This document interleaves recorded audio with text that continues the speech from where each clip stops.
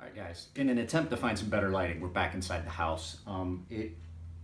The sun crested over the neighbor's house and then started shining right down in, and I was half in the shadows and half in the light. This is the knife I was talking about. Now I'm gonna get in close here. This is a Damasteel fixed blade done by Elliot Williamson at Fire and Forge.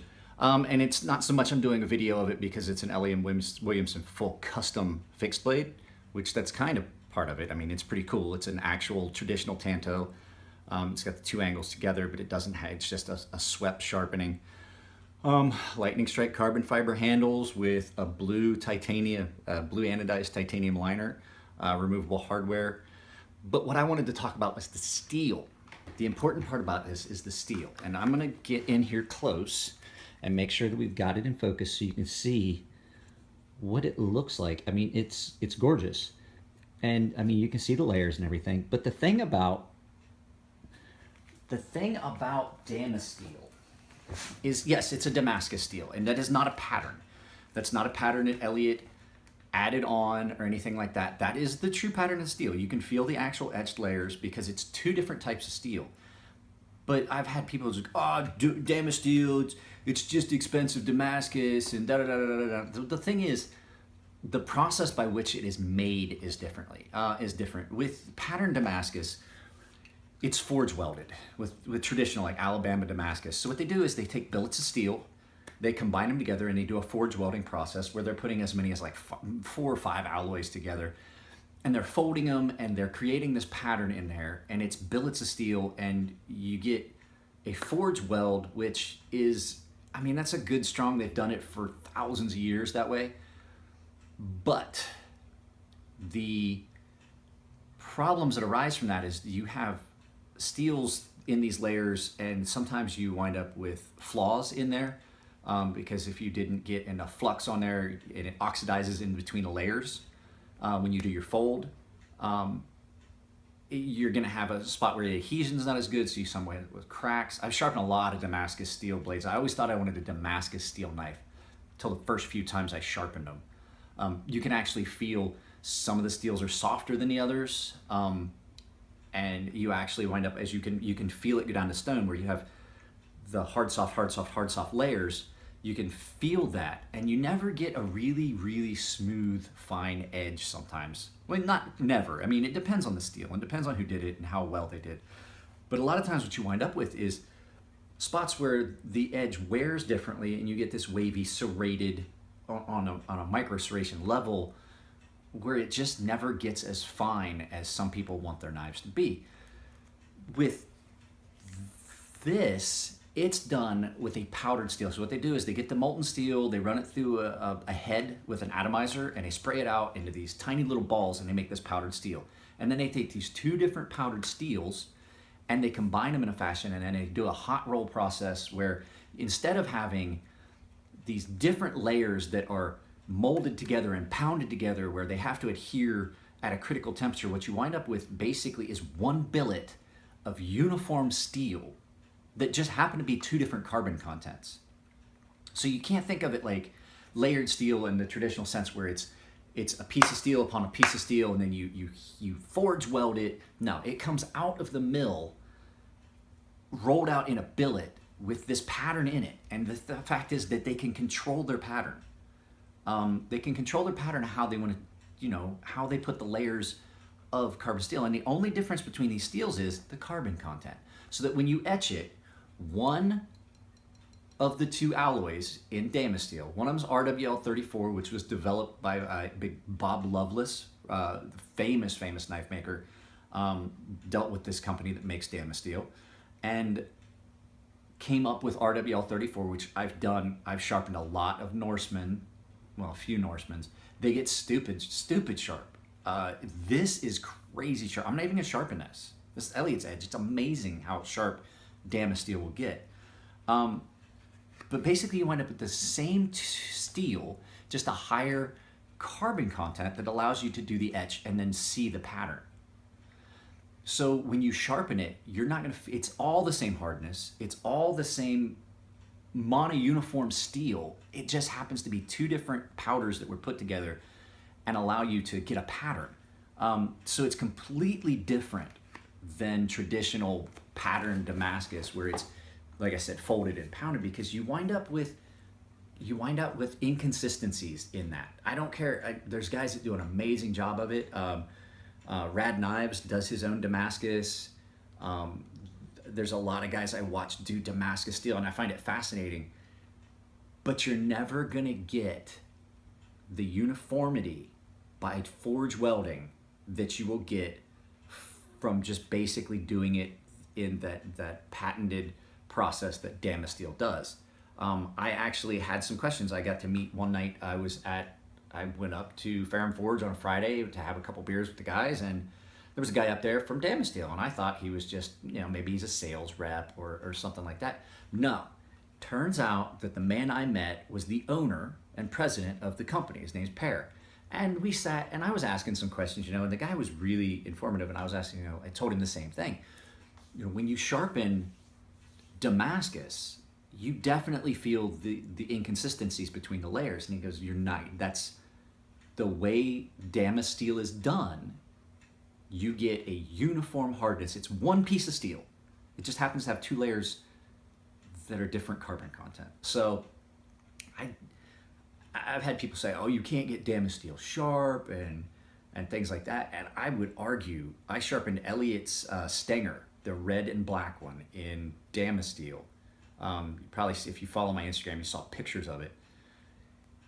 It's amazing how sharp this stuff gets, because it's basically a block of RWL34 that just happens to have a pattern in it. And RWL34 is amazing. I actually I was talking with Elliot last night. I'm thinking about getting a plate of RWL34 and doing some knives, because it gets an amazing polish.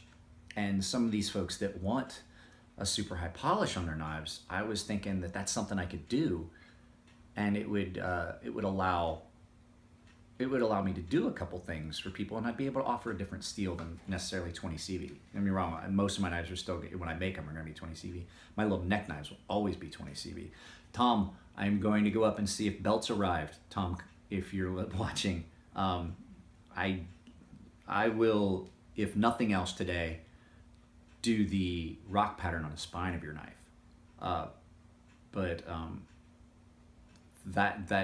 That'll at least get started, and I can do some of the little refinement things on your knife before I do the actual grinding. I wanted to talk about that, because people get misconceptions about things, and they hear things on the internet, because there's so many people that will just spout off stuff and just say something without ever looking it up. I looked up Damasteel. I looked at how their process is done. I talked to the owner of the company. So I have a little bit of insight into, but it's not hard to find this information. So if you guys hear somebody say something, even me, if you hear me say something, go check it. 99% of the time, if I say something, I've checked it first. Koenig knives, the last video I just put up. Koenig knives, I talked about the areas. Well, you don't think that I went on and looked to see if they have any other models or anything like that? Of course I did. Because I want this channel to be informative, and I don't want it to be one of those places where it's a rant about nonsensical things that, I like to have some empirical data to go with the things I say. A lot of the times when I'm talking about knives in general, it's based on opinion. But if I'm talking about the merits of steels and things like that, I've looked into it. I've checked into it, because I don't want to say something and then have you guys think that it's, oh, he checked, and then have it turn around and then I look like an idiot. So I do that enough on my own. I don't need to make it worse with you guys. So, yep, today I'm going to go up. I'm going to try and get a couple of those knives that I made sharpened. I'm going to try and do a couple other things. Hopefully this is a focus, because I didn't check and see if I got the chair back in focus when I walked from behind the camera. I really don't want to have to shoot this video twice. So, yeah, there's my little rant about Damasteel blades. And so that you guys can see, let's go ahead and get in close again.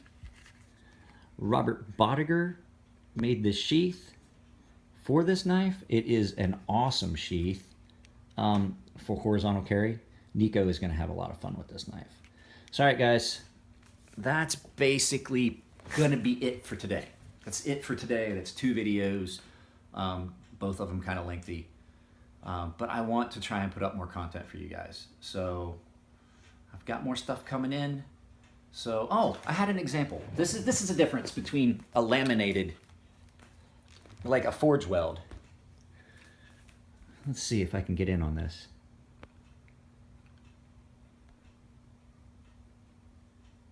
Let me see. You see that actual physical line?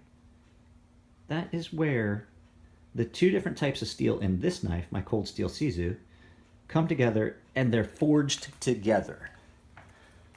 Completely different process.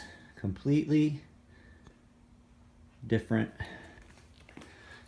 process than the other way it was done. If this is out of focus, it might just wind up staying out of focus. All right, guys, that's it. I want to do a couple things. I have to go grocery shopping. I need to wash the dog. I have to finish one more knife. I already fixed that Childress, and we'll get that out to Ryan. Yep, one more knife today, and then I'm done, but I have things I need to do. And between 7 and 8, I'm going to go out to Shelter Island, and they've got some event going on out to, not Shelter, Fiesta Island, here in San Diego.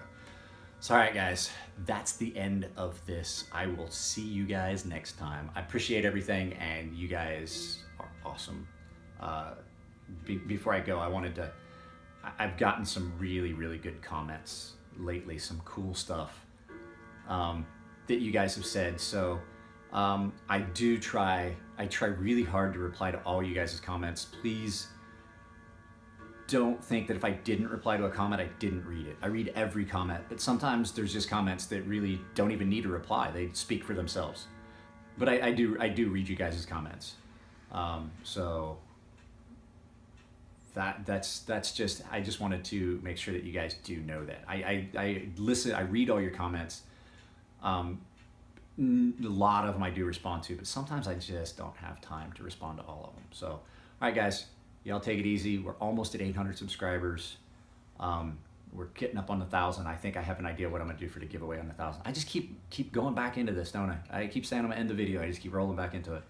But I do have an idea what I'm gonna do for the giveaway for the 1,000 subscriber.